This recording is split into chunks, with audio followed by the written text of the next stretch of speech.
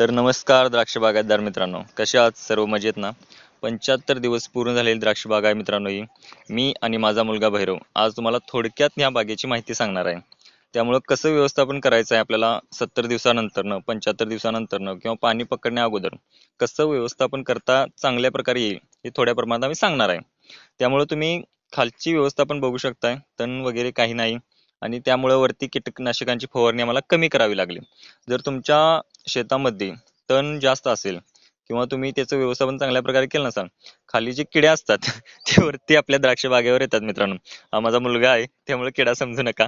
त्यामुळं ही बाग पहा तुम्ही मित्रांनो, आता पाणी पकडण्यासाठी सुरुवात होणारच आहे.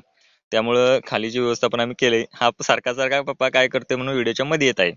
त्यामुळे म्हटलं जर असं साईडला हो आणि म्हटलं चल आपण दाखवूया बाग. तर पाहू शकताय तुम्ही 70 दिवसानंतर तुम्ही त्याला 0 बावन्न 34 सुरू करू शकताय आणि 0 बावन्न 34 झाल्यानंतर तुम्ही एसओपी सुरू करू शकताय. अशा 2-3 स्टेपमध्ये पाणी पकडण्याच्या अगोदर व्यवस्थापन केलं तर मम्मी वगैरे काही होत नाही आणि तुमची बाग ही खूप सुंदर प्रकारे ग्रोथ होऊ शकते.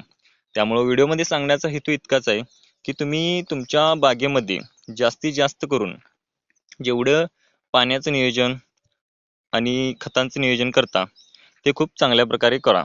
त्यामुळं तुमच्या बागेला काही प्रॉब्लेम होणार नाही.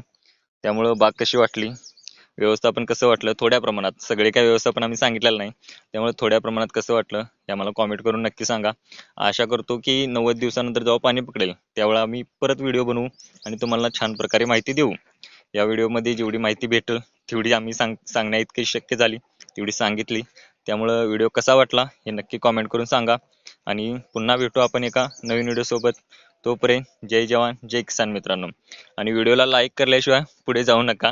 आमचा हा छोटासा ब्लॉग कसा वाटला हे कॉमेंट करून नक्की सांगा, म्हणजे जेणेकरून आम्हाला पुढेही नवीन नवीन व्हिडिओ तुमच्यासाठी पोहोचवण्यासाठी मदत होईल.